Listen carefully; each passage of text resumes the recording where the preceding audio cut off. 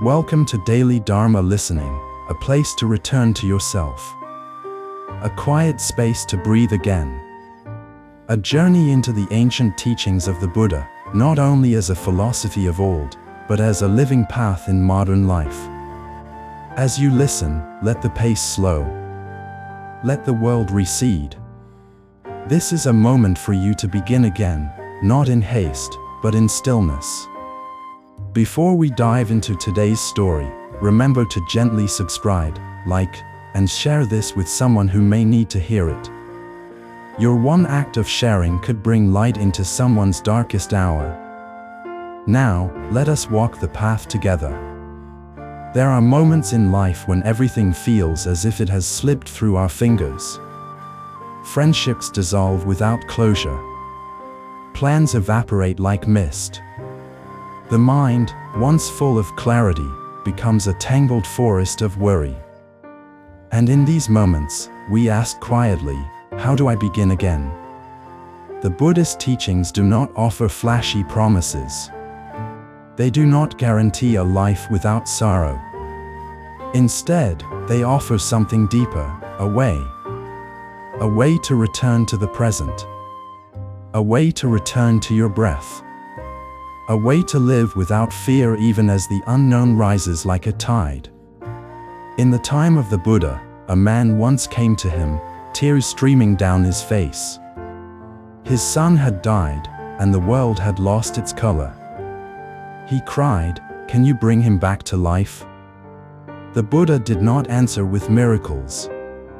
He simply said, "Find me a home that has never known sorrow, and I will restore your son." The man searched, village to village, door to door. And in every home, he found not relief, but a mirror, grief in the eyes of mothers, fathers, widows. He returned to the Buddha not with hope for resurrection, but with a new understanding: suffering connects us all. It is not our punishment. It is our bridge. This is the beginning. The true beginning is not when pain ends, but when we no longer run from it. To begin again is to see, without bitterness, without clinging. To see life as it is, and still choose to walk forward with a soft heart. Modern life distracts us constantly from this path. In a world of instant answers and endless comparison, we forget how to be still with our own experience. But Buddhist wisdom gently reminds us, when you are overwhelmed, when you feel lost, pause. That moment of pause is the doorway. Even one breath, taken with awareness, can begin the transformation. You do not need to have all the answers. You only need one intention: today, I return. Return to your breath. Return to this body. Return to this single moment where peace still lives, like a candle in the dark. The practice is simple, though not easy. When you wake in the morning, do not reach for your phone. Reach for your breath. Feel the cool air entering your nose, the warm air leaving. Let that be your first act of remembrance. That you are here. That you are alive. That this moment is worthy of your attention. If your mind begins to wander, as it will, do not scold it. Do not shame yourself. The Buddha taught, as a mother protects her child, her only child, so with a boundless heart should one cherish all living beings. Begin with yourself. Be the mother of your own restless heart. Wrap it in kindness. Say, "Come back. You are safe now." To find peace in chaos is not to escape chaos, it is to walk within it without being consumed. When someone cuts you off in traffic, instead of reacting, you notice. You feel the fire rising in your chest, and you breathe. You say, this is anger. You observe it as if it were a passing cloud. And like a cloud, it changes. It passes. You remain. This is not weakness. This is power, the quiet power of presence. The ability to transform your mind, moment by moment. This is the essence of the practice. Not to suppress, not to pretend, but to observe with clarity and respond with wisdom. And what of the days when you cannot bear it? When anxiety claws at your chest and nothing seems to make sense? These are the moments to recall the Buddhist reminders when you feel lost. The Buddha said, "You yourself must strive." The Buddhas only show the way. No one can walk this path for you. But the path is always here. Even when you fall. Especially when you fall. There is no shame in starting over. In fact, every breath is a beginning. Every sunrise is a chance to begin again, not as a punishment, but as a privilege. Life, in all its fragility, is forgiving.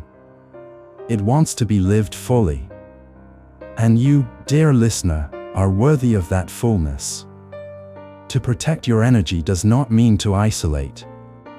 It means to become discerning. Not every battle deserves your presence.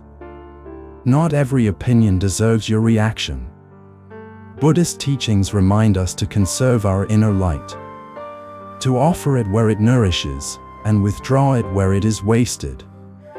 And so, the next time you are drawn into chaos, whether it be news, conflict, or fear, ask yourself, is this mine to carry? So often, we inherit burdens that are not ours. But in stillness, we reclaim our clarity. We can respond, rather than react. We can be the calm in the room. As the Zen master Thich Nhat Hanh taught, smile, breathe, and go slowly. In this world of urgency, slowness is a rebellion. A soft breath is an act of courage. To stay calm and positive is not naivety. It is wisdom. It is the refusal to let the world harden your heart. Even in sorrow, even in confusion, you can walk gently. You can light incense not to banish the dark, but to illuminate a path through it. You can make tea, not as distraction, but as devotion. You can sit in silence and listen, not for answers, but for yourself. This is how to begin again. To the one who is listening, and wondering if you are too broken to return, know this, you are not broken. You are awakening. The very act of asking, of seeking, of listening, is proof that something inside you still burns with the desire to live truthfully. Buddhism for beginners is not a matter of doctrine. It is a return to what has always been yours, the breath, the body, the awareness. This is not a foreign practice. It is your ancient inheritance. You have only to remember. So begin again. Not because you failed, but because you are free to. And if this message brought a breath of peace to your day, consider subscribing to Daily Dharma Listening. Let this be a daily return, a sanctuary of reflection, a gentle nudge to keep walking, even when the path is unclear. Until tomorrow, breathe well, walk slowly, and may your beginning be blessed. Part 2, When the Mind is Tired, a lesson in compassionate stillness. There are mornings when the body rises but the spirit does not follow. You wake, not to the freshness of dawn, but to the weight of thoughts that did not dissolve in sleep. The ceiling becomes a canvas for worries, and the day begins with a silent sigh. In these moments, the teachings of the Buddha do not arrive like thunder. They come like dew on grass, quiet, nearly invisible, but nourishing. When the mind is tired, the first step is not to force clarity, but to rest into stillness with compassion. The ancient masters understood this weariness. They walked barefoot through forests not to escape the world, but to remember how silence restores what thought cannot. In the Dhammapada, it is written, all that we are is the result of what we have thought. But what if the thoughts themselves are exhausted? What if the mind no longer wishes to churn through the maze of its own creation? Then, we sit. Not to analyze. Not to fix. But to simply sit.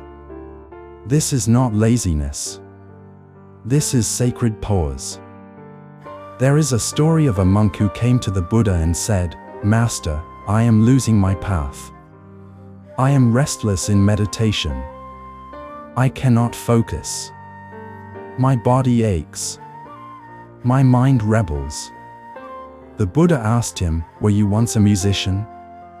The monk nodded. "Then you know," the Buddha continued, "that when a string is too tight, it snaps. When it is too loose, it does not play. The mind is like a stringed instrument. It must be tuned." This lesson echoes across centuries. We live in a world that tightens the strings too often, demanding perfection, productivity, performance. But Buddhism for beginners is not a call to effort, it is a call to balance. To sit with your weariness without judgment. To say, today, my only practice is to be kind to myself. In that kindness, the mind begins to soften. And in that softness, wisdom returns. How often do we try to solve exhaustion with more thinking? More strategies, more schedules, more stimulation. But Buddhist wisdom gently reminds us, clarity is not the result of pushing. It is the fruit of stillness. To find peace in chaos, we must learn to befriend the chaos, to sit beside it like a quiet companion. You do not need to silence every thought. You only need to stop running from them. Let them come. Let them pass. You remain. When you feel mentally drained, when life feels like noise without music, try this. Close your eyes and feel the weight of your body. Not in your thoughts, but in your bones. Feel the breath not as a concept, but as a rhythm. Let go of the need to improve this moment. Let go of the compulsion to be somewhere else. Rest in the sacred truth that this, too, is part of the path. A tired mind is not a failed mind. It is a sign that you have carried much. It is evidence of your effort, your caring, your striving. Buddhist reminders when you feel lost often begin with this: stop. Breathe. Come back. Not to force your return, but to welcome it like an old friend. To transform your mind, you must first be willing to meet it exactly where it is. There is a profound lesson in the breath. It does not arrive with judgment. It does not ask you to be better. It only asks you to notice. And in noticing, a shift occurs. One breath becomes a bridge. One moment of awareness becomes a turning point. You are no longer swept away. You are here. To live without fear does not mean to feel brave at all times. It means to remain when the fear rises, to witness it without flinching. The tired mind often fears it will never recover, that the light will not return. But Buddhist teachings offer a deeper truth: even the darkest night gives way to dawn. Not by force, by rhythm, by patience, by the unspoken trust in impermanence. Protect your energy not by isolating yourself, but by discerning what you give your attention to. Attention is the currency of the soul. Spend it wisely. A tired mind is often the result of giving too much to what does not nourish you. Gossip, comparison, negativity, they drain you. Silence, simplicity, mindful presence, they restore you. When you feel empty, do not rush to fill yourself. Instead, become intimate with the emptiness. What is it asking of you? What does it reveal? The Buddha taught that suffering arises from attachment, not just to pleasure, but to the idea that we must always be full, always be productive. Emptiness is not failure. It is the fertile soil of renewal. Look at nature. The tree loses its leaves not in despair, but in preparation. The earth goes silent not in death, but in waiting. So, too, must we allow ourselves seasons. The tired mind is not broken. It is winter. Honor it. Cover it with kindness. Let it rest. Buddhist lessons for anxiety often speak of the present as an anchor. But when the mind is tired, the present can feel heavy. This is when you practice not effort, but grace. You make tea slowly. You light a candle with intention. You speak less and listen more. You stop trying to get somewhere, and you remember that being is enough. There is a beauty in quiet days. In the pauses between ambition. The heart, when left undisturbed, begins to speak in whispers. Be here, it says. You are enough. That whisper is the teaching. It is not found in books alone. It is found in how you carry your tiredness, with gentleness, with honesty, with the courage to not escape it. Let yourself be human. Let yourself be undone. Let yourself begin anew, not with fireworks, but with a breath. The tired mind does not need more demands. It needs refuge. It needs you to say, even this is sacred. And so, today, let your practice be soft. Let it be silent. Let it be one gentle act of love toward yourself. That is enough. That is more than enough. Until next time, may your tiredness be a doorway. May your stillness be a sanctuary. And may your return be wrapped in compassion. Part 3, The Wisdom of Letting Go, How to Release What No Longer Serves You. There is a quiet moment in the life of every seeker when they realize that holding on is no longer a sign of strength, but a weight against the spirit. It is in this moment, often unmarked by grand gestures, that the path begins to reveal its truest lesson. To walk freely, one must release. Not abandon with bitterness. Not reject with anger. But let go, gently, as the tree lets go of its autumn leaves, not in grief, but in grace. The Buddhist teachings, rooted in the soil of impermanence, whisper this truth softly and repeatedly. We suffer not because we experience change, but because we resist it. To live without fear is not the absence of vulnerability, it is the presence of trust. Trust that what falls away is not a punishment, but a clearing. Trust that what you are losing is not who you are. The world teaches accumulation of possessions, achievements, titles, relationships.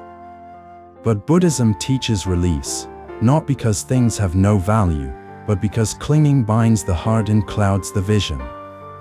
The Buddha, born into wealth and promise, did not awaken through addition. He awakened through subtraction, through renunciation, through stillness that made space for truth. In modern life, we carry invisible bags filled with outdated expectations, unresolved wounds, broken identities, and silent resentments. We carry them because they have become familiar, because they once served us. But what once protected you can become a prison if it is never laid down. And so the path of awakening is not only a journey forward, it is a release backward, a peeling away of all that is not yours to carry anymore. To find peace in chaos is not to control the chaos, but to remove the self that demands control. The self that cannot rest unless all is perfect. The self that attaches its worth to outcomes, to validation, to what others perceive. Letting go is an art, not a moment.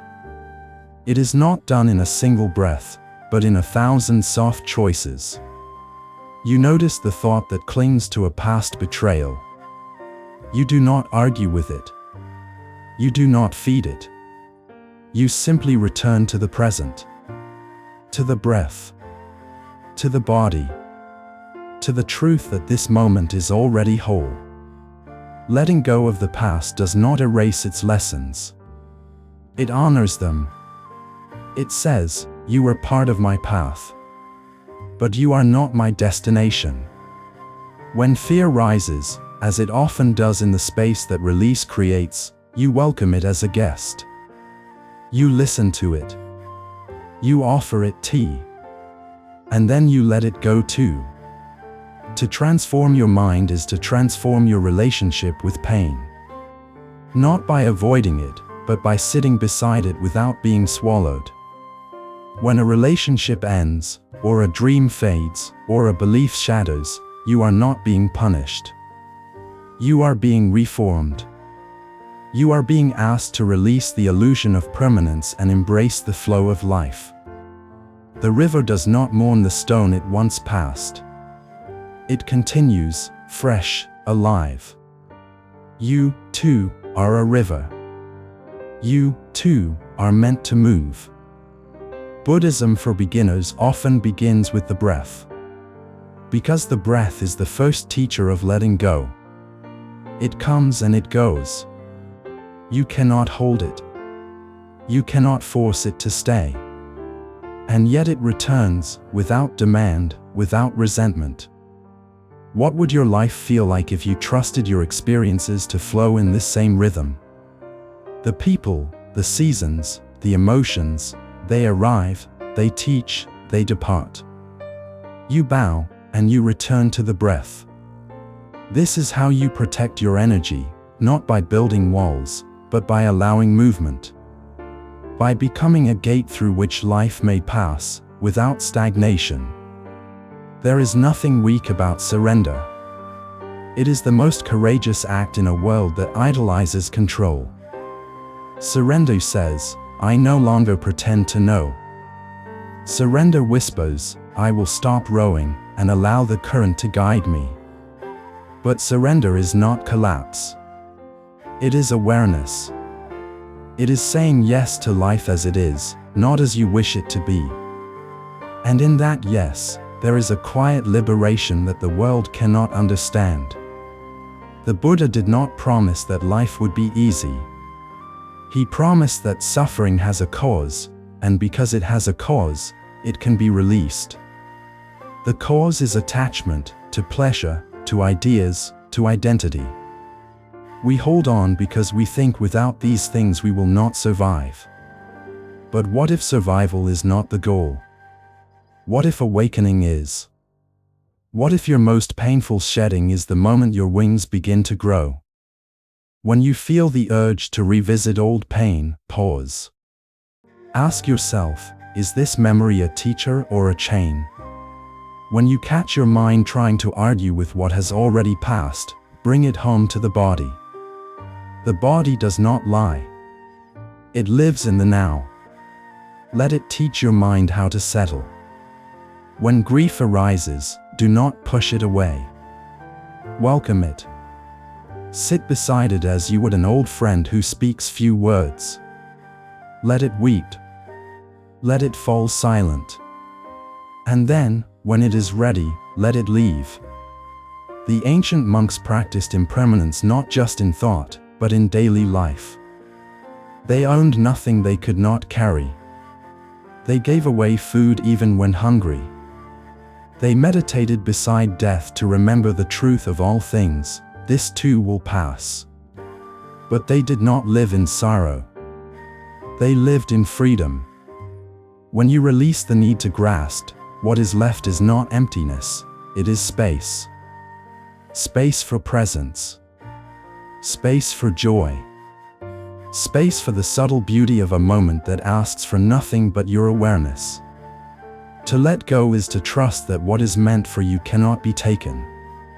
And what leaves was never truly yours. Buddhist reminders when you feel lost often come not as answers, but as questions. What are you holding that is holding you back? What belief have you mistaken for truth? What burden are you carrying that was never meant to be yours? Today, let your practice be a quiet release. Let your breath be your offering. With each exhale, imagine yourself untying a knot. With each pause, imagine yourself lighter. This is not an escape from life. It is a deeper return. A return to the self before the stories, before the masks, before the fear. That self is still here, waiting beneath the layers. Silent. Watching. Whole. You do not need to have all the answers. You only need the courage to release the questions, the wisdom to soften the grip, the patience to allow space, and the tenderness to begin again. In the stillness that follows letting go, something unexpected arrives, not always quickly, but always faithfully. Peace. Not the peace of circumstances, but the peace of non-resistance. The peace of a heart no longer at war with itself. Let this be your reminder: what you let go of frees not only your hands, but your heart. And in the empty hands of a surrendered seeker, the universe places exactly what is needed, no more, no less. Part 4: The Sound of Silence, returning to the still point within. There is a sound that the world has forgotten, a sound so ancient and so close that it exists not in music or words, but in the very space between them. It is the sound of silence, not absence, but presence. Not emptiness, but fullness without noise. In the rush of daily life, we grow used to voices, to screens, to thoughts spinning endlessly in the corridors of the mind. But beneath it all, there is a stillness that has never left us. Buddhist teachings call us home to this stillness, not as a destination, but as our true beginning. The sound of silence is the voice of the awakened heart. To return to silence is not to escape the world, but to finally hear it. It is to hear your breath as sacred, to feel the pulse beneath your skin, to notice the wind as it brushes past your cheek without asking for anything. In silence, the mind softens. The noise loses its power. The fears lose their shape. And what remains is the clarity of being. A clarity not found in answers, but in attention. The practice of Buddhism is not about becoming someone new, it is about remembering what remains when everything else falls away. Silence is not the absence of thought. It is the space that holds thought without being trapped in it. There was once a monk who traveled many days to seek the counsel of a great teacher. When he arrived, exhausted and full of questions, the teacher offered him tea. In silence, they sat. The student waited for wisdom, but the master only poured the tea, slowly, with full attention. The student fidgeted. Finally, he asked, "Why do you say nothing?"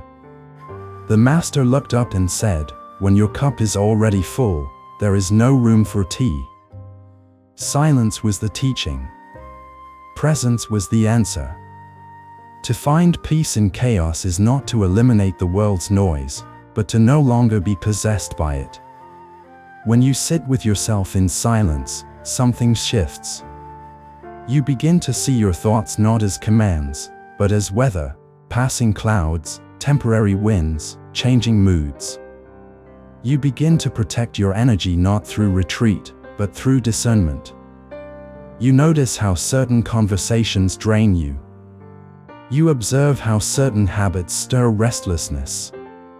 In silence, you see the mechanics of your own suffering, and in that seeing, transformation begins. The world does not teach silence. It teaches urgency. It tells you to reply, to react, to speak, to explain, to defend. But Buddhist wisdom invites you into another rhythm, one that says, wait. Observe. Listen. Before you speak, feel your breath. Before you move, feel your body. Before you decide, feel your heart. Silence is not the absence of response, it is the soil from which wise response grows. And when you live from that soil, your presence becomes medicine, not just for yourself, but for those around you. Many ask how to transform your mind. The answer, though simple, is often overlooked. Stop feeding it noise. Turn off the screen. Set down the book. Let the moment be whole in its own silence. In the beginning, this feels foreign. It may feel empty. But if you stay, if you breathe into the stillness without fleeing, the richness begins to reveal itself. You begin to notice the small, sacred things, the rhythm of your heartbeat, the movement of your thoughts, the quality of your attention. You begin to hear life speaking to you, not in words, but in presence. Buddhism for beginners is often framed as a set of practices, breathing, mindfulness, meditation. But its essence is a shift in being, a returning, a resting in what does not change. The teachings are not instructions to follow blindly. They are invitations to rediscover the center of your own existence. And at the center is silence. Not dullness, not numbness, but radiant stillness. Awake. Alive. Free. In the midst of anxiety, silence becomes a refuge. Not a hiding place, but a space of truth. You sit. You breathe. You feel the panic rising like a wave, and you do not fight it. You do not name it as enemy. You observe. You say, this, too, is here. And by not resisting, you open. And in that openness, the fear changes. The body remembers its ancient rhythm. The mind, no longer the master, becomes the servant of awareness. You do not escape anxiety by silencing it, you become spacious enough to let it pass through. This is the path of the middle way. Not too tight.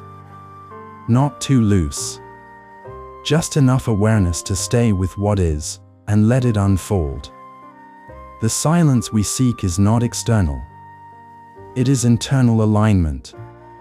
It is the quiet joy of walking without hurry, of eating with reverence, of speaking only when speech arises from clarity. The world does not need more noise. It needs presence. It needs those who are rooted in stillness, who can hold space for chaos without being consumed by it. This is how we bring Buddhist teachings into modern life, not by preaching, but by becoming the silence ourselves. There is power in sitting alone and doing nothing. Not scrolling. Not thinking. Just sitting. Watching light move across the floor. Feeling the breath as it enters and leaves. In this practice, you begin to remember what truly matters, not the goals, not the images, not the stories. But this moment. This breath. This being. In silence, the self begins to dissolve. The ego, with its needs and labels, loses its grip. What is left is awareness without shape. Presence without name.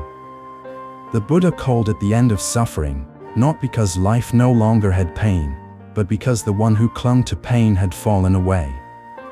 And in that falling away, peace became the natural state, not the reward. Buddhist reminders when you feel lost are not found in new ideas. They are found in old truths. Sit. Breathe. Watch. Let go. Begin again. Again and again. The world outside may swirl in complexity, but within you, The silence is always waiting. It is your true home. The place that never left you, even when you forgot its name. And when you return to silence again and again, something remarkable begins to unfold. Your life begins to mirror that silence. You speak less, but your words carry more weight. You rush less, but you move with deeper purpose. You fear less, because you trust more, not in outcomes, but in the rhythm of being. Let this be your path today. Not to fix everything. Not to find all the answers. But to return to silence. To remember that beneath the thoughts, beneath the striving, beneath the noise, there is a still point that is untouched. That still point is your true self, not the name, not the story, but the awareness behind it all. Walk gently. Breathe slowly. And let the silence lead. Part 5. Carry nothing, the quiet strength of a light heart. The longer we walk the path, the more clearly we begin to see that what we carry determines how far we go. The burdens we hold, memories we refuse to forgive, identities we are afraid to release, fears we cradle as if they are our own children, become the very reasons our steps grow heavy. But the Buddha never taught us to carry everything. He taught us to see clearly what belongs and what does not. To carry nothing is not to be without responsibility. It is to walk unburdened by illusion. It is to hold space in the heart, not baggage in the mind. There is an old story of two monks walking through a muddy path. They came upon a woman who could not cross. One monk, without hesitation, lifted her and carried her across. Hours later, the second monk, clearly disturbed, said, "You should not have done that. It is against the vow." The first monk replied, "I set her down hours ago. Why are you still carrying her?" This story is simple, but within it is the profound teaching of letting go in action. We do not suffer from what happens. We suffer from what we hold on to. To live without fear is to understand what fear feeds on. Fear feeds on imagined futures, on unresolved pasts, on the stories we tell ourselves when the present feels uncertain. But when you begin to question these stories, when you stop believing every thought is truth, you begin to walk lighter.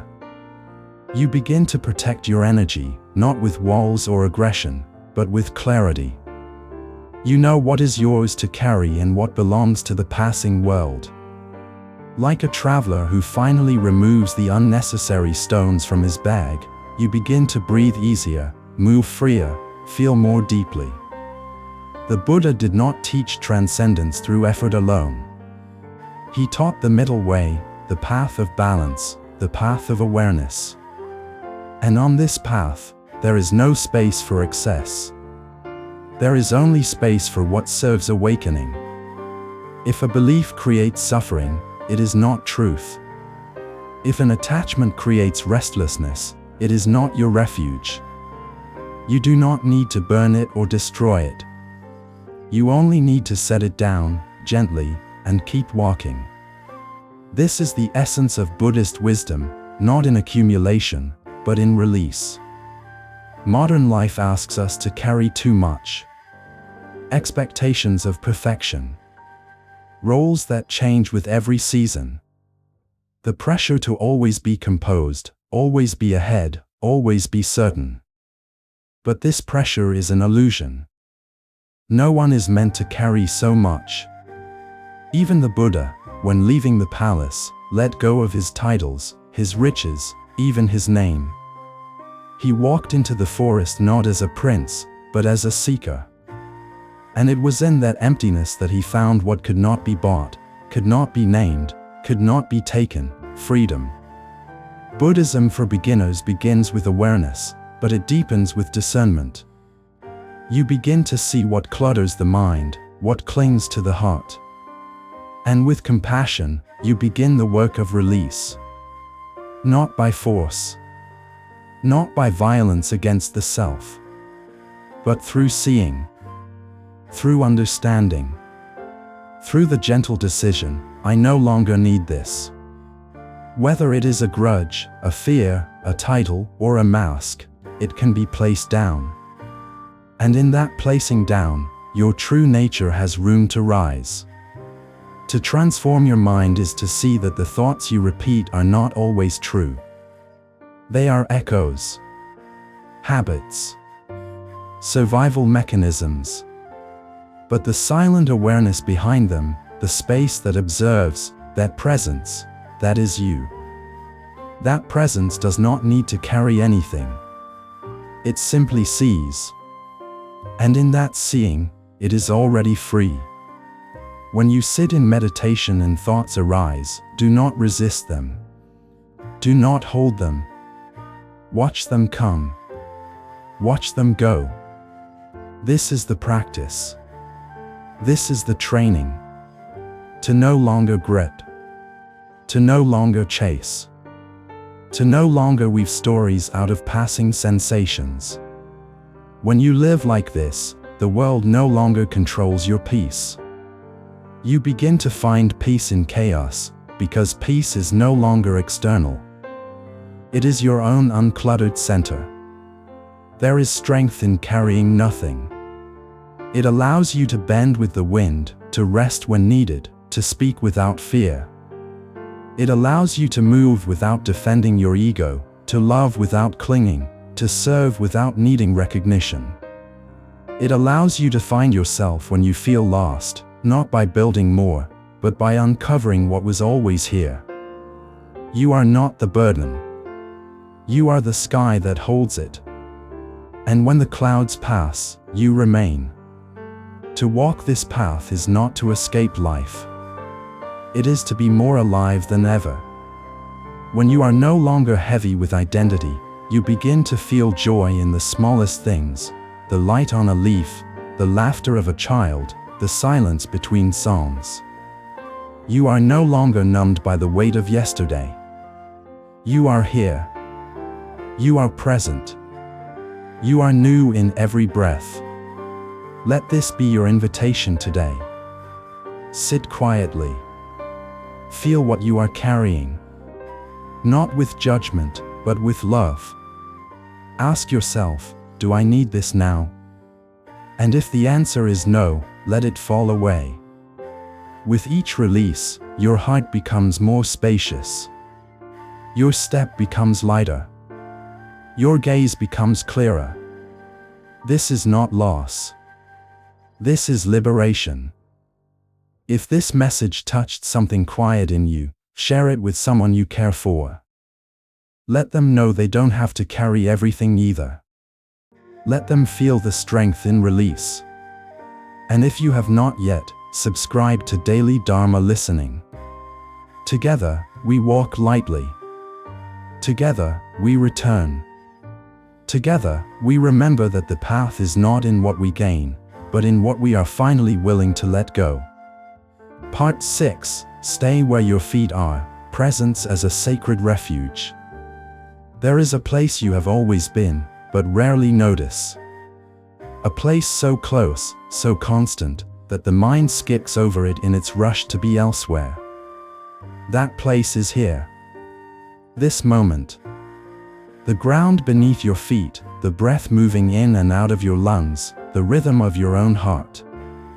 But the mind, restless and reaching, rarely stays. It wanders forward into futures imagined, backward into pasts already dissolved. It searches for answers in 1,000 directions, never quite settling, never quite arriving. Yet the deepest teachings of the Buddha are not about arrival. They are about presence. About returning, again and again, to where your feet are. To find peace in chaos is not to wait for life to become still. It is to become still within life. Even as the winds of uncertainty howl outside, even as the world shifts and fractures, you can choose to remain with what is real, this breath, this step, this body sitting quietly. The practice is not to escape the world, but to be fully in it without losing your center. That center is always found in presence. And presence is not far. It is as close as your next inhale. When anxiety rises, the mind asks, what will happen? But the body only knows, I am here. When grief returns, the mind says, why did it end? But the breath answers, you are still breathing. Buddhist lessons for anxiety do not seek to explain suffering away. They offer instead a lantern to carry into it, a way to walk through it without being consumed. And the first light on that path is presence. Not the idea of it. The embodiment of it. The feeling of the earth under your feet. The silence between sounds. The pause before speech. To live without fear is not to eliminate fear from your life. It is to stop abandoning yourself every time fear arises. It is to remain when you want to flee. To breathe when you want to grasp. To observe when you want to react. Fear cannot thrive in full presence because fear is always rooted in what is not here, what might be, what was, what could go wrong. But what is, right now, is almost always bearable. Sometimes even beautiful. And always real. The Buddha taught that suffering arises from craving and aversion, wanting what is not here, and resisting what is. But the antidote is simple, though not easy: be here. Not in theory, but in your muscles. In your eyes. In your awareness. This is the way we protect our energy in a world that constantly pulls us outward. Not by shutting down, but by waking up. Waking up to the smell of rain. To the sound of your own footsteps. To the kindness in a stranger's eyes. The present moment is not a stepping stone. It is the temple itself. Often we imagine peace as a faraway destination. A place we'll reach when we finally finish the work, heal the wound, fix the life. But peace is never found in the future. It is only found in this breath. In this noticing. In this letting go of the idea that anything needs to change for you to feel whole. Even now, as you listen, you can return. Let your shoulders drop. Let your breath deepen. Let your mind rest from its constant search. You are already home. The beauty of Buddhist wisdom is that it does not depend on belief. It depends on awareness. The Buddha did not ask for blind faith. He said, come and see. See what happens when you slow down. See what happens when you stop chasing the next moment. See what arises when you pay attention to what is here, without judgment. When you stay where your feet are, life becomes vivid again. You notice the way sunlight catches dust in the air. The way your tea warms your hands. The way your heartbeat slows when you listen fully. Presence is not passive. It is powerful. It is the ground from which all wise action emerges. When you respond from presence, your words carry truth. Your silence carries depth. Your touch carries healing. You no longer move from fear or habit, but from clarity. You no longer react, you respond. And that response is the beginning of true freedom. Even in the most ordinary tasks, presence transforms. Washing dishes becomes a meditation. Walking to the store becomes a pilgrimage. Listening to a friend becomes a sacred exchange. The miracle is not in the task, it is in your attention. This is how the mundane becomes holy. This is how life becomes luminous again. When the mind tells you that you are not doing enough, presence whispers, you are enough. When the world insists you must move faster, presence says, stay. And when you feel lost, presence gently points to your feet and reminds you, you are already here. Let this be your practice today. Not to reach the next goal, but to arrive in this moment. To taste your food without distraction. To breathe without needing to fix anything. To look someone in the eyes without the armor of pretense. This is the practice. This is the path. The Buddha's teachings are not relics of the past. They are invitations to awaken now. To touch the sacred not in distant temples, but in the beating of your own heart. In the warmth of your own skin. In the quiet miracle of presence. And if these words have helped you return, even for a moment, consider sharing this space with others. Let the stillness ripple outward. Let someone else know they don't have to keep running. That they, too, can stay where their feet are.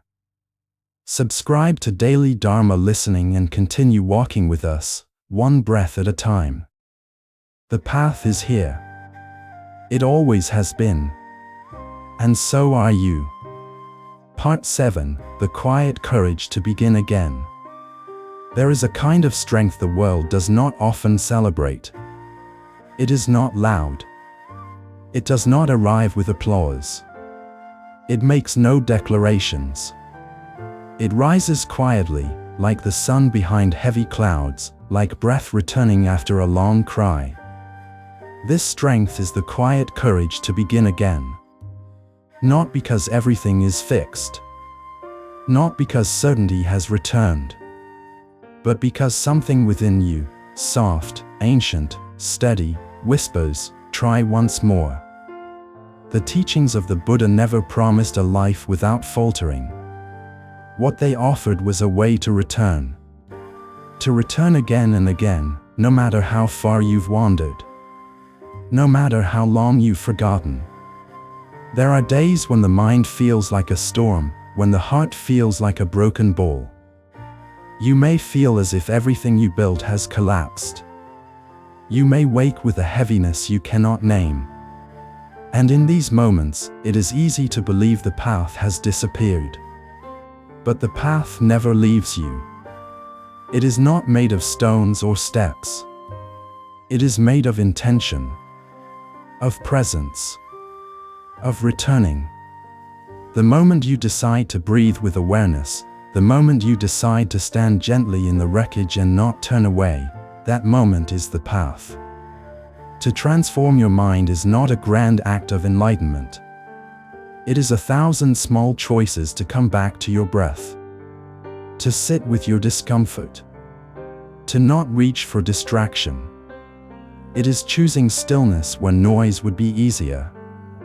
It is listening to the silence beneath your fear.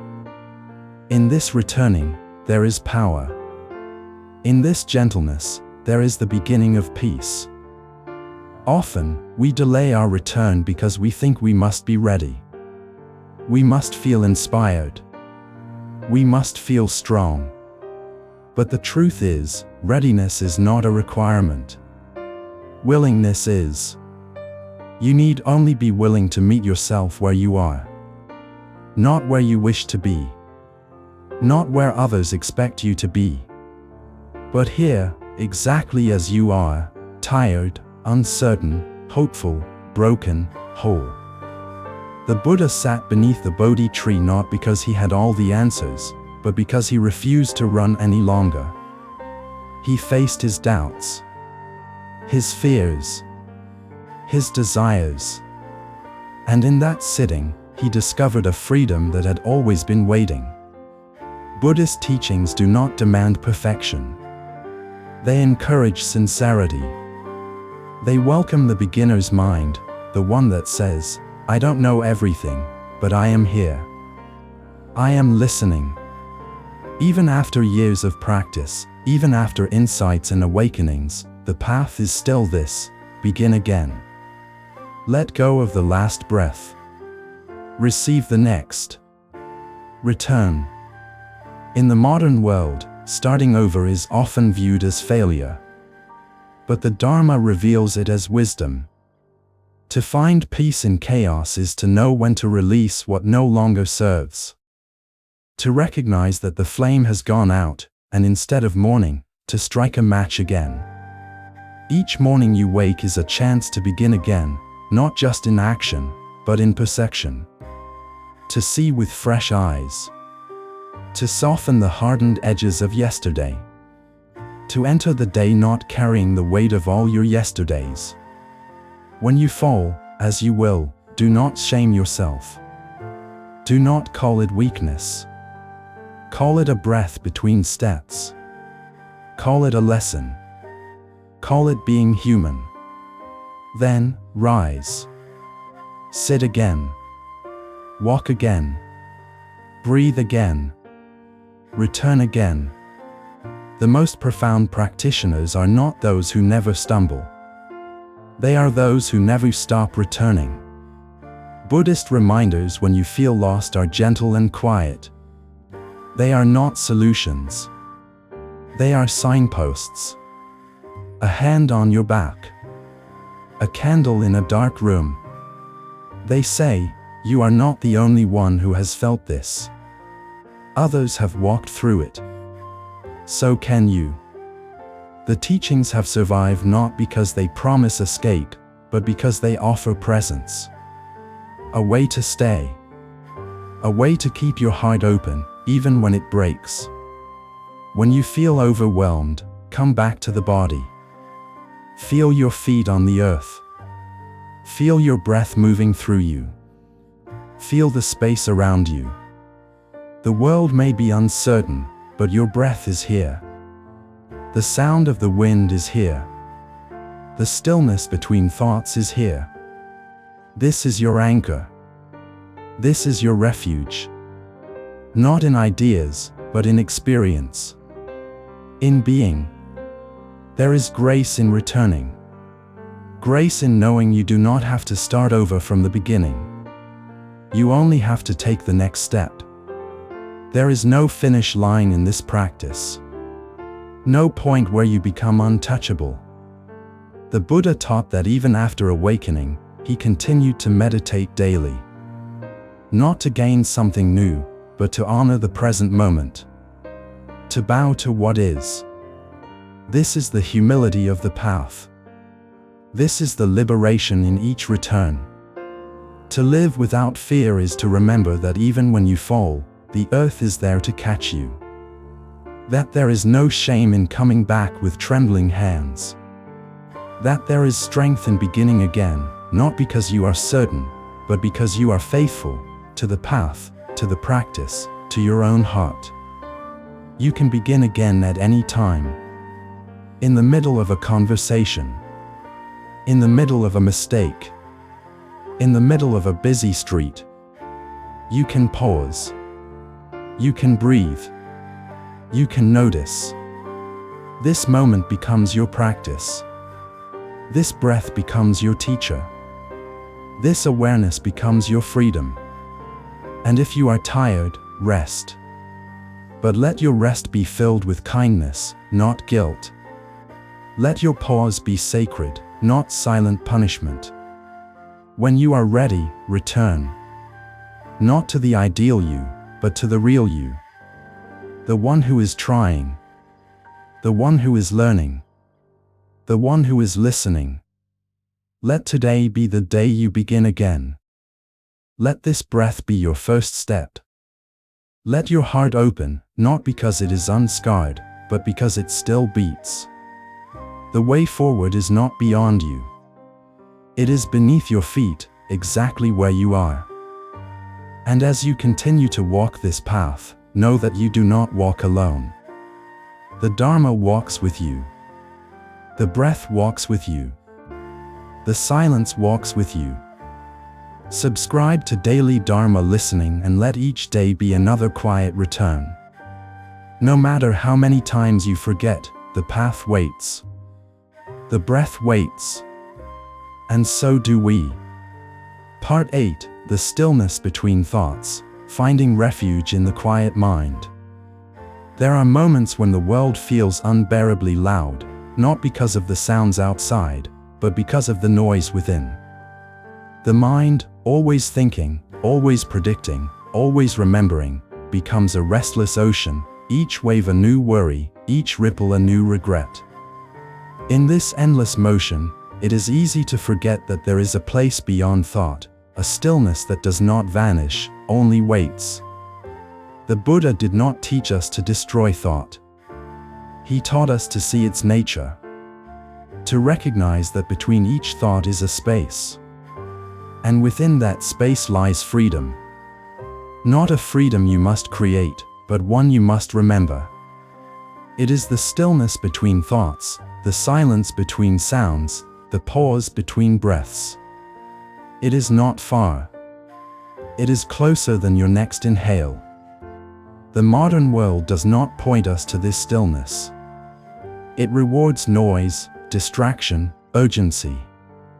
It convinces us that we must think our way to peace, analyze our way to joy, control our way to safety. But the mind, beautiful as it is, cannot carry the weight of the soul. It was never meant to be master. It was meant to serve awareness, not replace it. When the mind is quiet, what arises is not emptiness, but presence. A deep and grounded sense that everything is already complete. Not perfect, but whole. To find peace in chaos is not to push chaos away. It is to stop being swept up by every passing thought. It is to sit, even in the storm, and notice the space around the storm. The Buddha likened the mind to a lake. When the wind stops, the surface becomes still. And when it is still, it reflects the moon perfectly. But if we fight the wind, if we stir the water more, clarity never arrives. Sometimes the deepest wisdom comes not from doing, but from ceasing to do. From watching. From letting the lake settle on its own. Many ask how to transform the mind, expecting new techniques, better thoughts, stronger logic. But the transformation is not in adding more. It is in subtracting, in pausing, in noticing, in entering the spaces the mind usually skips over. Those small gaps where you are not thinking, not reacting, not naming, just being. Like the space between words in a sentence, these gaps carry meaning too. They carry presence. They carry peace. Even in meditation, the beginner often believes that thinking is failure. That silence must be complete. But the teaching is not to eliminate thought. It is to rest in the awareness that notices thought. To see each thought as a bird flying across a wide sky. The sky does not cling to the bird. The bird does not stay. The sky remains. You are the sky. You are the stillness between. You are not the contents of your mind. You are the space that holds them. Buddhism for beginners is not about becoming silent overnight. It is about learning to stay. To stay with the breath when the mind races. To stay with the body when discomfort rises. To stay with awareness when emotion floods in. And slowly, something shifts. The thoughts still come, but you are no longer caught. You begin to notice the quiet between them. And in that quiet, you find yourself. To live without fear is not to erase fear. It is to no longer let fear carry you away. Fear is a thought, a projection, a shadow. But in the stillness between thoughts, fear loses its voice. It cannot scream over silence. It cannot survive in deep presence. The next time fear arrives, do not argue. Do not fight. Pause. Watch. Breathe. Let it pass. In the stillness, fear has no anchor. The still mind is not dead. It is not blank. It is vibrant, awake, open. It hears more, feels more, sees more. When you are no longer consumed by mental chatter, you begin to see the subtle truths that were always there. The kindness in a stranger's glance, the warmth in the light of morning, the wisdom in your own breath. This is how you protect your energy, by no longer leaking it through overthinking, through reactivity, through the habit of always needing to know. There is a refuge in the quiet mind. A place where you are not the past, not the future, not even your name. A place where you are only presence, only breath, only being. You do not have to force this place open. You only have to stop closing it. It is here, when you stop striving. When you stop chasing peace and simply sit in the silence already around you. Then, the stillness welcomes you back like an old friend. Sometimes you catch it for only a second, the pause between thoughts as you sip tea, the hush that falls in the middle of a walk, the sudden silence when the world stops spinning in your mind. Treasure these moments. Return to them. They are the doorways. They are not accidents. They are invitations.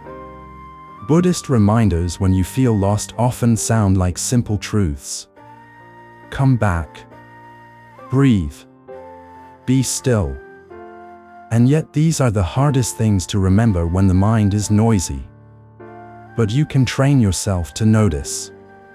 You can pause before responding. You can notice the space before the thought. And in doing so, you begin to live in a different rhythm, not the rhythm of urgency, but of awareness. Let your practice today be one of listening, not to the content of your thoughts, but to the silence around them. Sit quietly, even for a few minutes. Feel your breath. Let the thoughts rise and fall. And begin to notice what remains when they pass. That presence is not nothing. It is everything. It is who you truly are before the mind tells you who you should be. To dwell in the stillness between thoughts is to live in truth. It is to know peace not as a theory, but as a felt reality. And once you have touched this stillness, even briefly, it never leaves you. It becomes a thread you can follow back, again and again, whenever the world feels too loud, whenever the heart feels too heavy. Stay with the breath. Watch the space between. And let the silence teach you what no word ever could. Part 9. What stays when everything changes, trusting the impermanent path. Everything changes. The seasons shift without asking. Bodies grow old in silence. Friendships bloom and wither. Joy comes and goes like the tide. Pain arrives unannounced and departs without warning. Even the thoughts that define who we are flicker and fade. The Buddha's first noble truth was not a declaration of despair, it was a mirror. A recognition that suffering arises not because life changes, but because we do not want it to.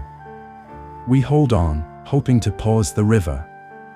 But rivers do not pause. They flow.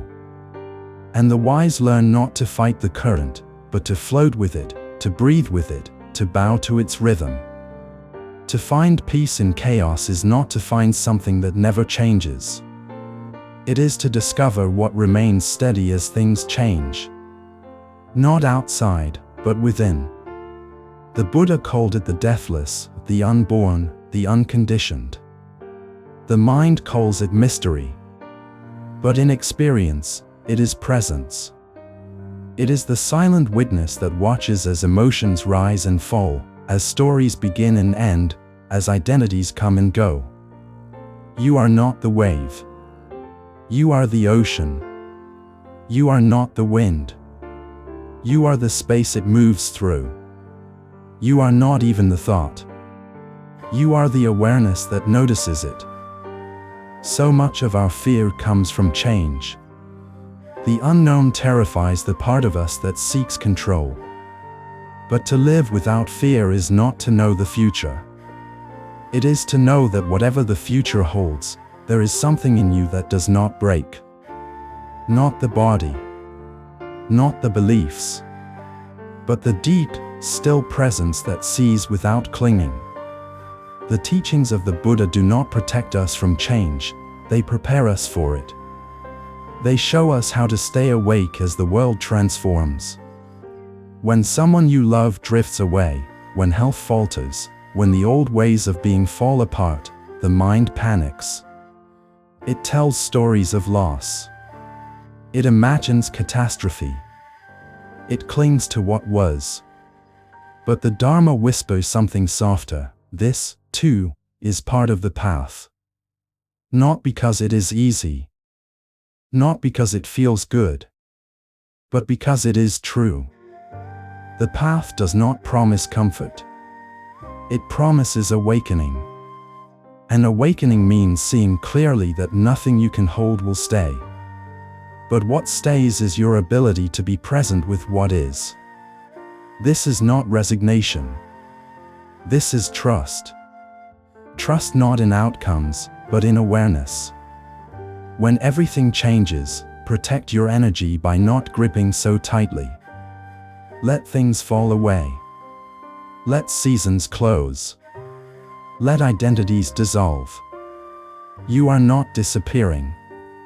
You are unfolding. The lotus does not cling to the mud it rose from. It opens.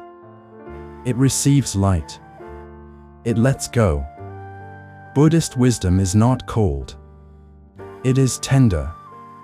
It holds your pain without needing to fix it. It reminds you that loss is not the end. It is the doorway to a deeper understanding. When you lose what you thought you needed, you find what you truly are. And what you are cannot be broken. What you are does not come and go. The world may change, but the awareness that notices it, this remains. To transform your mind is to stop chasing the illusion of permanence. It is to stop demanding that people never change, that bodies never age, that peace never leave. It is to soften your hands and hold the world more gently. With love, but without ownership. With care, but without attachment. You begin to see that everything is a guest. Emotions, people, even your own thoughts, they visit. They teach. They leave. And you, the host, bow in gratitude and remain open. Even suffering, when seen clearly, becomes a teacher. Not because it is noble, but because it reveals. It reveals the places where we still cling, where we still demand life be different. And in that revelation, we have a choice, to resist or to release. To argue or to observe. To collapse or to awaken. The path offers no shortcuts. Only presence. Only honesty. Only the willingness to return again and again to what is true now. Let yourself feel the sorrow of change. Let yourself grieve the endings. But do not believe that something is wrong because things fall apart. Things fall apart so that they can be seen clearly. So that you can see what was never really yours. So that you can see what cannot be taken. Buddhist reminders when you feel lost do not offer maps. They offer presence. They say, stay. Breathe. Watch. Even now, as you listen, you are changing. The cells in your body renew. The thoughts in your mind shift. But something watches.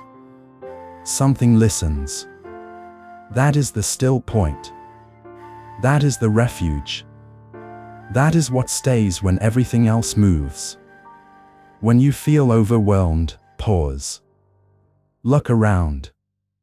Feel your feet on the ground. Notice the breath.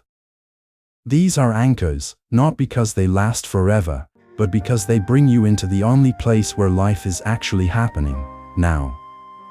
You do not need to understand what comes next. You only need to trust that presence is enough. That awareness is enough. That being with what is, without resistance, is already the beginning of peace. Let this be your practice. When you lose something, breathe. When the world changes, watch. When your heart breaks, remain open. You will not shatter. You are not made of glass. You are made of space. You are made of awareness. And awareness holds all things without clinging to anything. This is not a passive path. It is a path of immense strength. The strength to love without possession. To hope without expectation. To live without guarantees. And to bow to life, again and again, as it changes shape. Everything changes. And that is not something to fear. It is something to trust. For in that change, life renews itself. In that change, you awaken. In that change, you find the only thing that ever truly stays, the silence at the heart of being, the light within the impermanence, the presence that watches it all and says, I am here. Part 10. Be like the sky, holding everything, grasping nothing. The sky holds all things and yet grasps nothing. It welcomes the sun without pride, receives the storm without resistance, accepts the passing clouds without clinging. Birds cross it without disturbing its stillness. Thunder rolls, and yet the sky remains unshaken. Such is the mind that has awakened, not through escape, but through the deep understanding that whatever arises is simply passing through. This is what the Buddha pointed to, again and again. The nature of the mind is not the content it carries, but the spaciousness it offers. And in that space lies our freedom. You are not the storm. You are not the clouds. You are the sky. To find peace in chaos is to recognize that chaos is never permanent. What makes it unbearable is our attachment to how things should be, how we want them to be, how we fear they will become. But peace is not the absence of storms. It is the clarity that the storm is not who you are. In meditation, thoughts come. Emotions surge. Memories rise. But the instruction is always the same: return to the breath, to the body, to the now. Why? Because this is how you remember your true nature, not the passing content, but the unchanging container.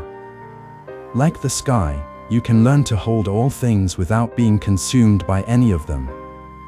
The Buddha taught that suffering arises when we cling to pleasure, to identity, to permanence.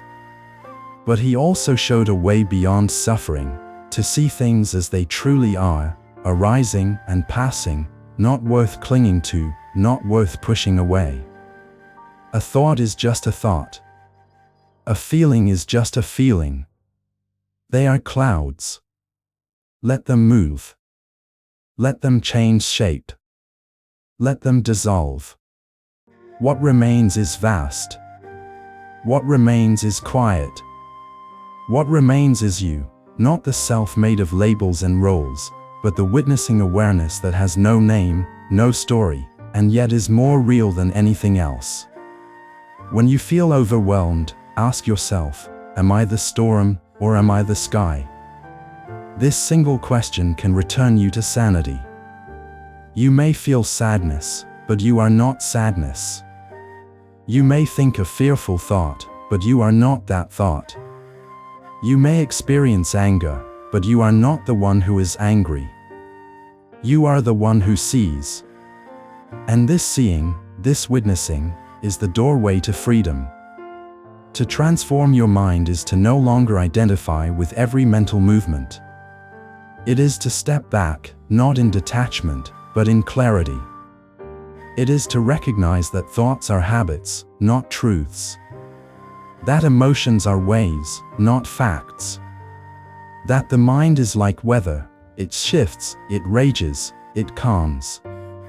But you, like the sky, remain. Let your practice today be this: notice without clinging, hear without grasping, feel without getting lost. Live as the sky lives, open, spacious, untroubled by what moves through. Even when pain arises, let it be held in space. Say to yourself, this too can be here. Not because you want it, but because resistance adds more weight. The sky never resists the lightning. It simply holds it in weights. To live without fear is not to become numb. It is to become vast. So vast that fear, when it arises, is only a ripple on the surface. You don't need to fight it. You only need to widen your awareness until fear becomes a guest, not a master. This is how you protect your energy, not by withdrawing, but by becoming so rooted in spacious presence that nothing small can shake you. This is not the way of escape. It is the way of returning. Again and again, return to the awareness that watches. The Buddha did not say to push away your pain. He said to see it, to know it, to sit with it until its nature reveals itself. All things, when truly seen, reveal their impermanence. Even fear, even sorrow, even joy. And when you live like the sky, your relationships change. You stop trying to control others. You stop needing people to behave a certain way to feel safe. You give space. You listen with depth. You hold without fixing. Your presence becomes a refuge not only for yourself, but for those around you. This is the quiet power of awareness, undramatic, unshaken, endlessly kind. Buddhism for beginners often begins with mindfulness, but it ripens into wisdom. And wisdom knows that freedom is not found in perfect conditions. It is found in perfect clarity. The moment you stop trying to grasp the wind, you feel its presence. The moment you stop needing life to meet your expectations, you meet life as it is. And in that meeting, suffering begins to dissolve. Let your meditation be simple. Sit. Breathe. Watch. Let the thoughts come. Let them go. Do not push. Do not pull. Just notice. Like the sky noticing clouds. Like the mountain noticing weather. Like the ocean noticing waves. Everything changes. Let it. Buddhist reminders when you feel lost are not instructions. They are invitations. Come back. Return to the breath. Return to the still point. Remember who you are before the stories began. You are not behind. You are not broken. You are only forgetting. And now, you are remembering. The sky never says, this cloud should not be here. The sky never holds on when the sun sets. It embraces it all. And this is your practice, not to purify your life of chaos, but to purify your relationship to chaos. To widen until nothing needs to be pushed away. If this teaching has opened a little more space inside you, consider sharing it with someone who needs that same reminder. And if you wish to walk this path each day with us, subscribe to Daily Dharma Listening. Let us meet in the sky of awareness, again and again. You do not have to grasp anything. You only have to stay open. The sky is not far. It is who you are. Part 11. Drink your tea slowly, the art of sacred attention. There is a rhythm to the awakened life that is different from the hurried pulse of the world. It does not rush, it does not multitask, it does not reach beyond the moment to grasp at more. It settles. It softens. It moves with the precision of presence. In this rhythm, even the simplest act becomes a meditation. Washing a bowl, folding clothes, walking without destination, drinking tea. These are not interruptions to practice, they are the practice. The Buddha's path was never meant to be locked inside temples or bound to formal rituals. It was always about bringing sacred attention into the smallest corners of daily life. And so you begin here. You drink your tea slowly, not just to relax, but to remember, to return. When you bring your full attention to a single cup of tea, you begin to see the vastness contained in one small moment. The warmth of the cup against your palms, the steam rising like a prayer, the taste opening gently across your tongue, the way your breath moves with each sip. In this space, nothing is missing. In this space, you are completely alive. Not lost in thought. Not pulled by past or future. Just here. This is where the Dharma begins, not in theory, but in intimacy. In knowing life deeply, directly, without rushing past it. To find peace in chaos does not require silence around you. It requires silence within you. And that silence grows not by force, but by presence. When you drink tea slowly, you are not just slowing your hands, you are slowing the mind. You are stepping out of the current that pulls you away from now. And in that stepping out, you begin to notice the subtle teachings all around. The tea does not hurry to cool. The leaves do not argue with the heat. Everything simply is. Everything simply becomes what it is. You, too, can live like that. Buddhist wisdom teaches that liberation is not found by escaping the world but by becoming so present within it that illusion falls away. You see things as they are. You taste life in its raw, unfiltered form. You no longer need every moment to entertain you. You no longer seek distractions to fill the silence. You begin to trust that this, just this, is enough. A single breath. A single sip. A single now. This practice is especially powerful when the mind is agitated, when emotions are loud, when the world seems to demand too much. In those moments, you do not need to solve everything. You need only to sit down, hold your cup, and breathe. To return to the sensation of being here. To protect your energy does not always mean retreating. It often means inhabiting the moment so fully that nothing outside it can shake you. There is a quiet strength in those who live this way. They are not hurried by other people's urgency. They are not pulled by the chaos of opinion. They do not react to every stimulus. They respond when response is true. And that truth arises from stillness, not reactivity. It arises from being grounded in this moment. This body. This sit. This breath. The Buddha walked slowly. He ate slowly. He spoke slowly. Not because he lacked intelligence or discipline, but because he knew that slowness cultivates depth. In slowness, the mind cannot rush ahead.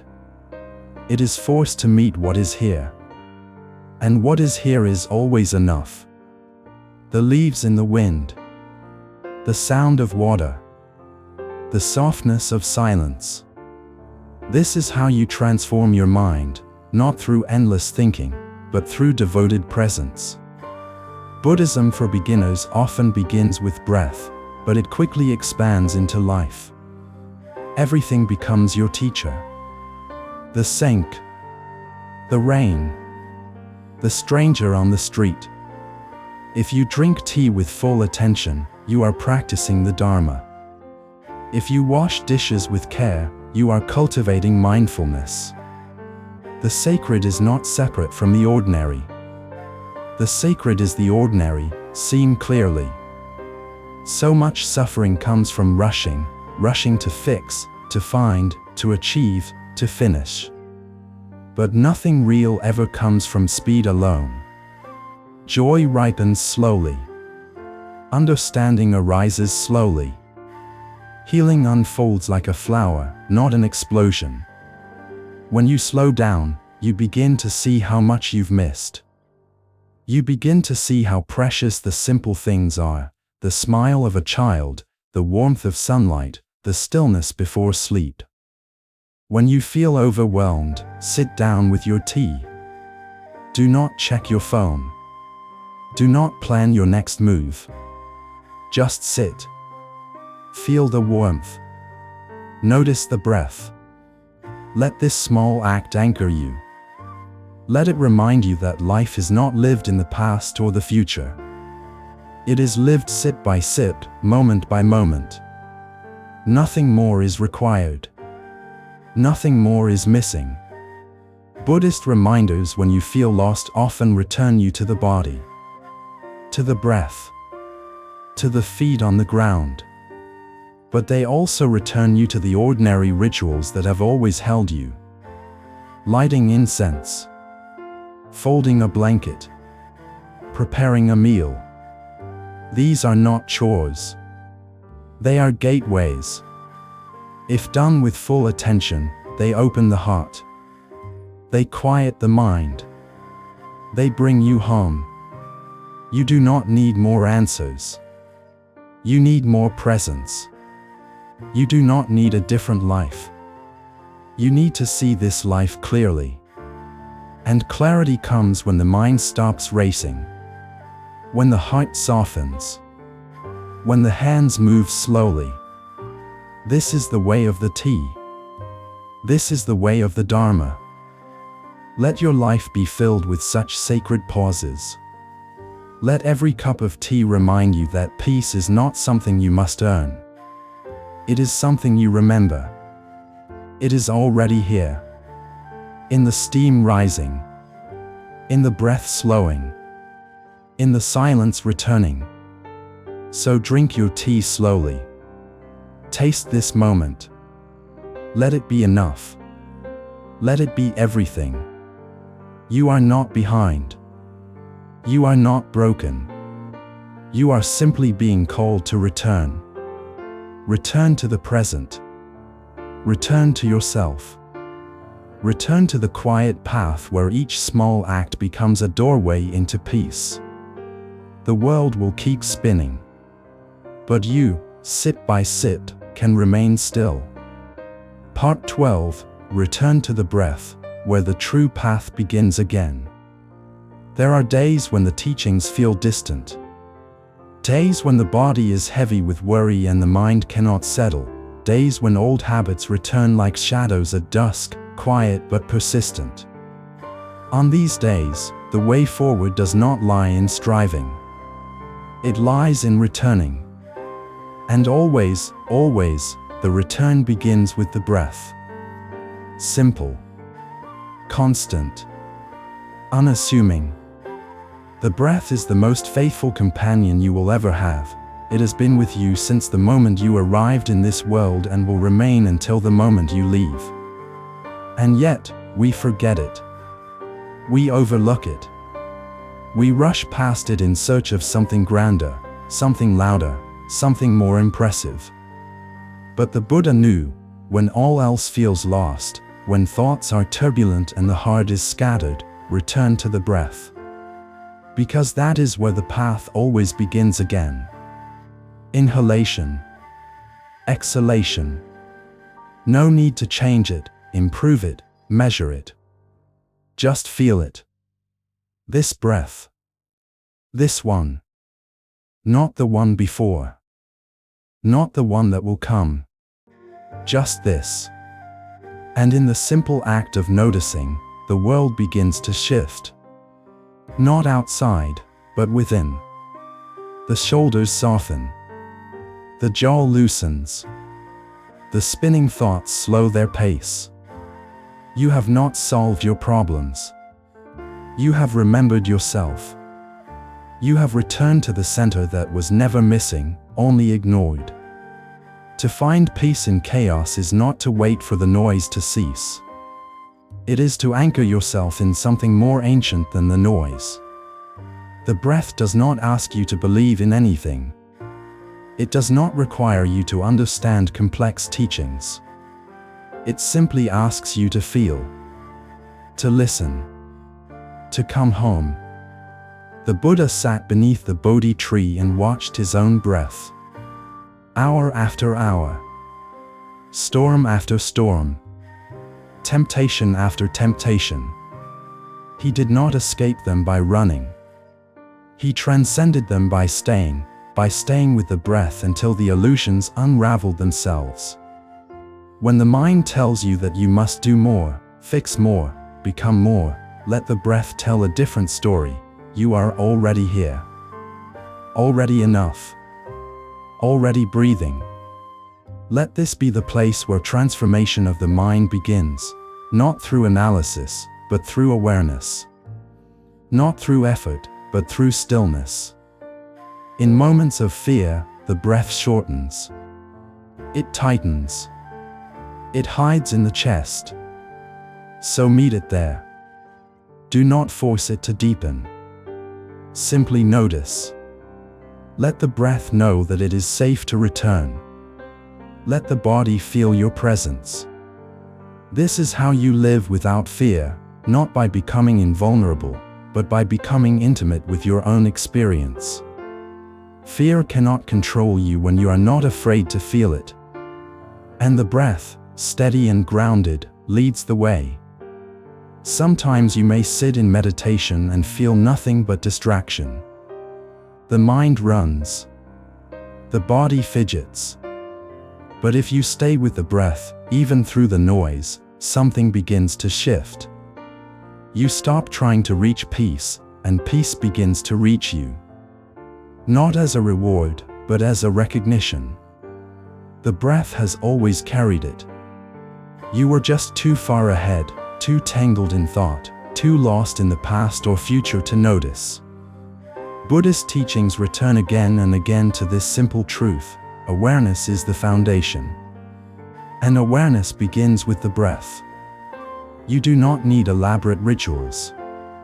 You do not need to retreat to a monastery. You need only to sit where you are, close your eyes, and feel the breath moving in and out of the body. That alone is enough. That alone is the doorway. The breath teaches impermanence. No two breaths are ever the same. Each one arrives. Each one leaves. And yet we do not mourn their passing. We trust the next will come. In this way, the breath prepares the mind for the greater impermanence of life. It whispers, let go. Trust. Stay open. And in following the breath, you learn to protect your energy, not by shutting down, but by remaining rooted in something deeper than reaction. Let your daily practice begin not with goals, but with breath. Before checking messages, before solving problems, before meeting the world, meet the breath. 5 minutes. 2 minutes. Even 30 seconds. Enough to remember. Enough to return. The breath is also where compassion begins. When someone hurts you, when anger flares, pause. Breathe. Do not respond from the flame. Respond from the ember. Respond from the place that has cooled, that has listened, that has remembered the vastness behind the moment. This is how you bring Buddhist wisdom into relationship, not by quoting sutras, but by breathing before you speak, by softening before you act. Buddhist reminders when you feel lost often point you back here. Not to a new idea, not to a better method, but to the body, to the breath. Because the breath is always current, always honest, always present. When you have wandered far into sorrow, into fear, into confusion, pause. Breathe. Return. To transform your mind is not to replace its contents, but to see through them. To see the thoughts come and go, and know that you are not them.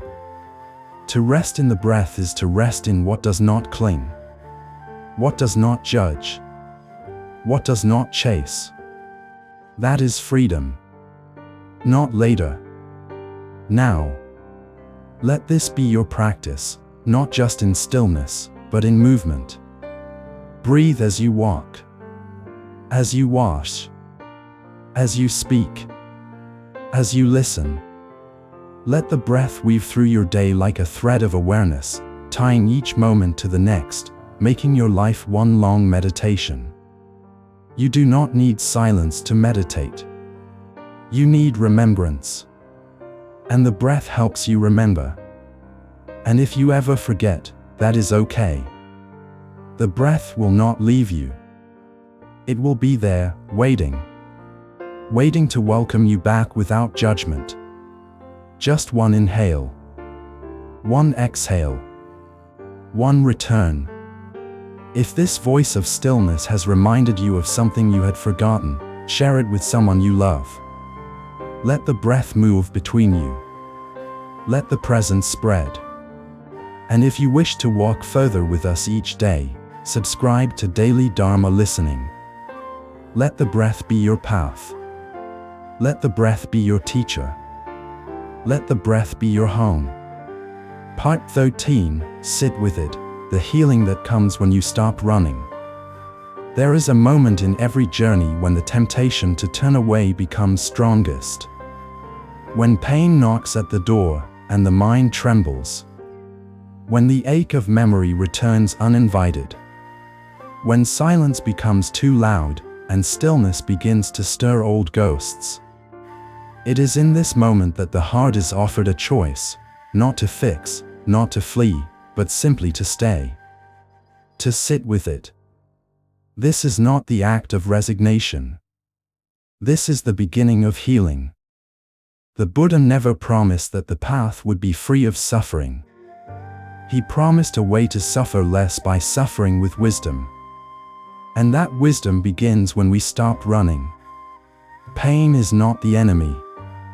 It is a teacher dressed in discomfort. Fear is not the enemy.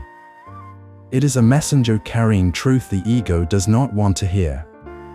Grief is not the end. It is the unraveling of all the ways you've loved, all the ways you've held the world close. And still, we run. We distract. We scroll. We eat. We busy ourselves. We do anything not to feel. But the Dharma whispers gently, sit with it. Not forever. Not as punishment. But long enough to understand it. Long enough to soften. Long enough to make peace with what is here. To find peace in chaos is not to avoid chaos. It is to no longer be afraid of being with yourself in the midst of it. When you sit with discomfort, you begin to see that the pain is not constant. It rises. It peaks. It softens. It fades. It moves. Like everything else, it is impermanent. What keeps it alive is your resistance to it. What feeds it is your fear of it. But when you sit quietly, breathing, watching, allowing, you become larger than the pain. You are no longer trapped in the storm. You become the sky that holds it. Sitting with it means becoming honest with your experience. Not explaining it. Not justifying it. Simply saying, this is what I feel. This is what is here. There is power in naming what is real. Not aloud to the world, but quietly, inwardly. This is fear. This is sadness. This is uncertainty. You name it not to cling to it, but to see it clearly. And in that clarity, something inside begins to shift. Buddhist wisdom teaches us that we do not suffer because we feel. We suffer because we do not allow ourselves to feel fully. We avoid, suppress, deny, pretend. But feelings, like rivers, must move. If they are blocked, they stagnate. If they are ignored, they grow louder. But when we sit with them, without judgment, they begin to flow again. They reveal their origins. They reveal their truth. And eventually, they release their grip. To transform your mind is to no longer be a prisoner of reaction. It is to choose response. It is to say, I will not run. I will stay. I will breathe. I will hold space for this. This is not weakness. This is strength in its purest form. The strength to meet yourself without turning away. Often, the pain we fear is not in the moment itself, but in our story about it. We think, I should not feel this. This will never end. This means I have failed. But these are thoughts, not truths. When you sit in pure awareness, without adding narrative, the suffering begins to dissolve. What is left is sensation. A tightness in the chest. A heaviness in the belly. A tremble in the throat.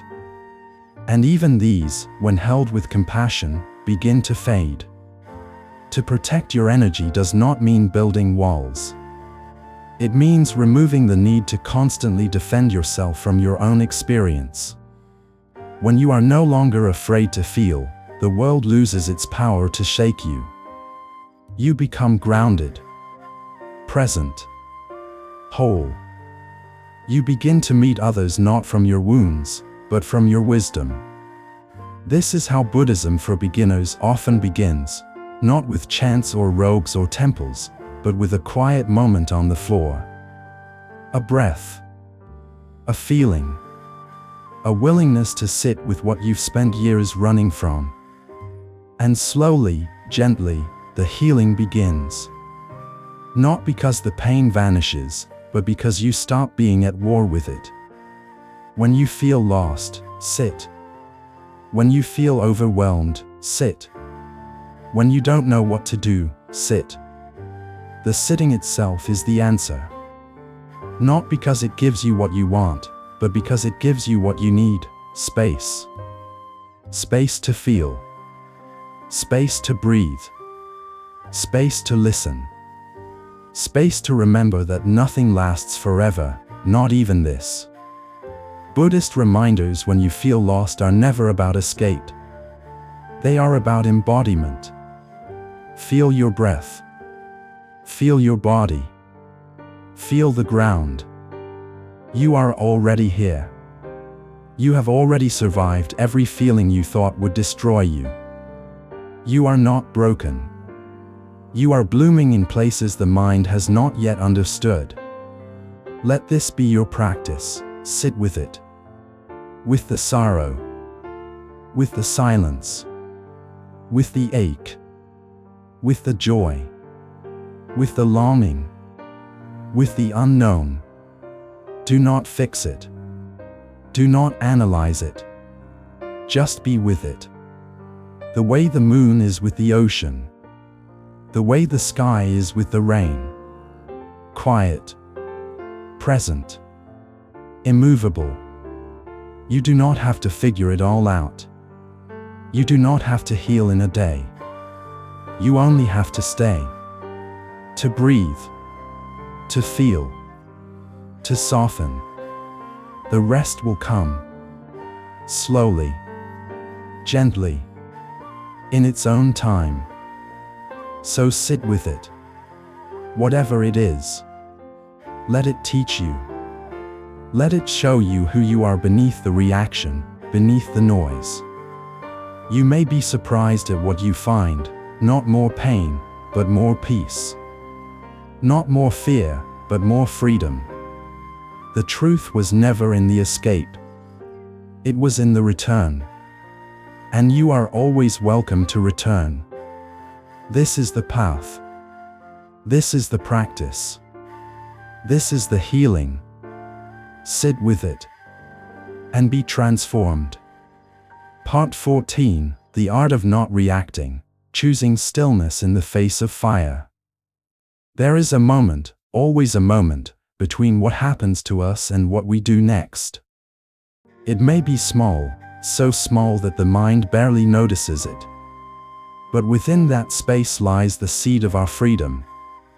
A word spoken in anger, a gesture that wounds, a situation that triggers old pain, these do not control us. What controls us is our reaction to them. And yet, most of life is lived as a chain of reactions, one emotion triggering another, one thought pulling another, one wound opening the next. The teachings of the Buddha offer a different path, not the path of repression, not the path of avoidance, but the path of stillness. The art of not reacting is not about becoming passive. It is about becoming powerful in silence. Choosing presence instead of impulse. Choosing awareness instead of habit. Choosing not to strike the match just because the flame is offered. The untrained mind reacts. It is pulled by every stimulus, every feeling, every shadow of discomfort. It seeks relief through movement, through speech, through action, through withdrawal. But the trained mind pauses. It notices the rise of heat in the chest, the tightening in the jaw, the sharpness of thought, and it waits. It breathes. It watches. It allows the fire to burn without setting anything else ablaze. This is not suppression. This is discipline born of compassion. The willingness to feel without harming. The willingness to witness without fueling. This is how we find peace in chaos, not by making the chaos disappear, but by becoming still in its presence. When you are insulted, misunderstood, provoked, or challenged, notice what stirs inside you. The old voice may rise quickly, defend, explain, retaliate. But that voice is not your master. You can choose to listen, or you can choose to wait. One breath. One pause. One return to your center. And in that pause, you reclaim your freedom. The Buddha never promised a world without conflict. He promised a mind that is not enslaved by it. To protect your energy does not mean shielding yourself from all difficulty. It means refusing to hand over your peace to every passing opinion, every fleeting judgment, every minor discomfort. You are not obligated to respond to everything. You are not required to have the last word. Not every fire needs your fuel. Not every confrontation needs your presence. Silence is not weakness. Stillness is not absence. Often, they are the most powerful response of all. Buddhist wisdom teaches that craving and aversion are the roots of suffering, the constant grasping toward what we want and the constant fleeing from what we do not. Reaction lives in this loop. We react because we crave control. We react because we want to push pain away. But in doing so, we often deepen the suffering. The one who practices not reacting is not disengaged. They are deeply engaged, but with the present moment, not with their impulses. They feel everything, but they are not ruled by what they feel. To transform your mind is to create space between stimulus and response. It is to grow that small pause until it becomes wide enough to see clearly. Wide enough to choose wisely. Wide enough to act with compassion, not compulsion. This space is cultivated in practice, on the cushion, in silence, in watching the breath, in sitting with the discomfort of not reacting until the discomfort turns into understanding. The practice is simple but profound. When you feel triggered, pause. When you feel anger, breathe. When the urge to retaliate rises, return to the body. Feel the sensations. Notice the heat, the pressure, the restlessness. Let it move without moving you. Let it speak without speaking through you. Like a wave crashing, feel it fully, and then let it dissolve. You are not the wave. You are the ocean that holds it. To live without fear is also to live without the fear of silence, without the fear of pausing, without the fear of not controlling the outcome. When you do not react, something new becomes possible. A softer word. A deeper truth. A compassionate turning point. And sometimes, nothing at all, just stillness, and that is enough. Buddhism for beginners often feels like learning a new language, the language of stillness, the grammar of breath, the vocabulary of awareness. In this language, reactivity is replaced by listening. You do not hurry to answer. You do not cling to being right. You begin to value peace over victory, truth over ego, presence over performance.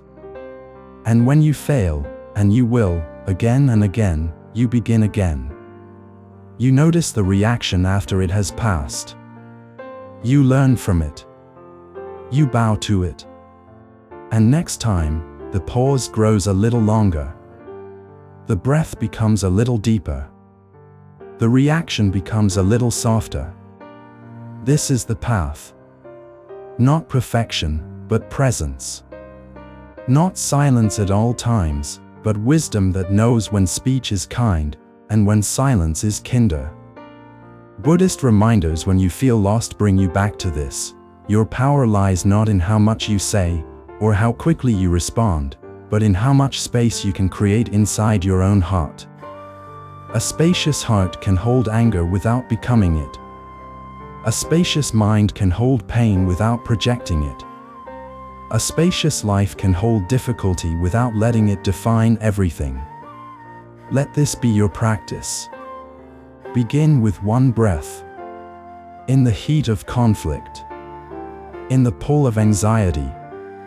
In the rising tension. Breathe. Soften. Watch. Let others play out their drama if they must. You do not have to join it. You are here to listen more deeply, to act more wisely, to speak only when the words serve peace. And if this practice nourishes something in you, share it with those who need space too.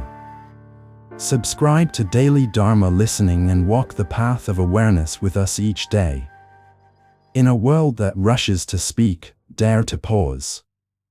In a world that reacts, dare to remain still.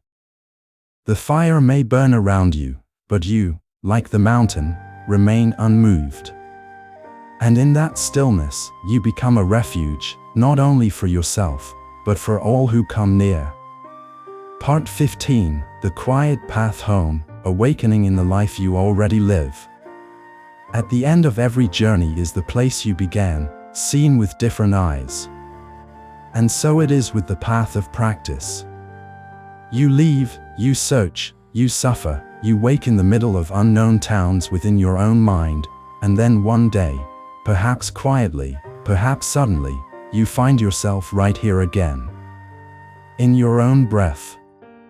In your own body. In your own ordinary life. But everything has changed. Because now you see. Now you are not lost inside your thoughts, not trapped in the past or reaching into the future. You are here, fully. And here is enough. The Buddha never led his disciples away from the world. He led them into it, with new vision, with steady presence, with open hearts. The forest was not an escape. It was a mirror. The silence was not isolation. It was return. In the same way, your practice does not ask you to retreat from your life. It asks you to wake up inside it. To live every breath with awareness. To move through your days as if each moment were sacred, because it is. To find peace in chaos is not to hide from life's demands, but to meet them without losing yourself. To meet difficulty without closing. To meet uncertainty without grasping. To meet joy without clinging. And in each meeting, to bow. Not in surrender to suffering, but in surrender to what is. The deep bow that says, this too belongs. This too is part of the path. You begin to see the teachings everywhere. In the way your child laughs. In the pause before a harsh word. In the sensation of sunlight on your skin. You begin to protect your energy not through avoidance, but through sacred attention. By choosing carefully what you feed your mind. By resting when tired. By speaking less. By listening more. You do not seek peace in faraway retreats or perfect conditions. You find it in the space between sips of tea. In the silence between conversations. In the breath that never leaves you. Buddhist wisdom becomes less about ideas and more about embodiment. Compassion is no longer just a concept. It becomes how you walk into a room, how you sit with someone's pain, how you forgive, how you breathe through your own sorrow without hardening. You learn that awakening is not somewhere else. It is not something to chase. It is what unfolds when you stop running. When you sit still long enough for the heart to open on its own. To transform your mind is to return to what is real. To feel the ground beneath your feet. To taste your food without distraction. To speak only when your words arise from stillness. And when you fail, as we all do, you simply begin again. You do not need to punish yourself. You do not need to start over. You only need to return. To the body. To the breath. To the moment. That is the most courageous act. The most sacred pilgrimage. And it can happen in the kitchen. In traffic. In the moment before sleep. The path is not linear. It spirals inward. To live without fear does not mean never feeling afraid. It means not letting fear decide who you are. It means walking anyway. Loving anyway. Breathing anyway. Trusting that even the most painful chapters are part of your unfolding. That the rain nourishes the roots even as it soaks the leaves. That the unknown is not your enemy. It is your edge, the place where life begins to teach you something deeper than safety. When you are tired, sit. When you are overwhelmed, return to the breath. When you are lost, be still. Listen. Not for answers, but for what is already here. Awareness. Compassion. Presence. These are your true companions. These are what endure. Buddhist reminders when you feel lost are not slogans. They are echoes. Echoes of the truth you already know, that beneath the noise, beneath the striving, beneath the roles you perform, there is something quiet and whole. It does not need improvement. It does not need to be fixed. It only asks to be remembered. And you remember it by slowing down. By doing less. By being more. This is the quiet path home. Not a place you find on a map. Not a destination in the future. But a returning to your own being. A resting in what is. A softening into the now. You do not need to understand it all. You only need to walk it with sincerity. With gentleness. With the willingness to open again and again, even when it hurts. Especially when it hurts. Let this be your vow, to return. To breathe. To feel. To love. To forgive. To begin again. and again, and again. If these words have walked beside you, if they have reminded you of something still and sacred within, let this practice ripple outward. Share it with someone who is ready to remember. Invite them to sit beside you in this stillness. And if your heart calls you to continue walking with us, subscribe to Daily Dharma Listening. Let the journey continue, not towards somewhere else, but ever deeper into now. The path is here. The gate is open. And you have already begun.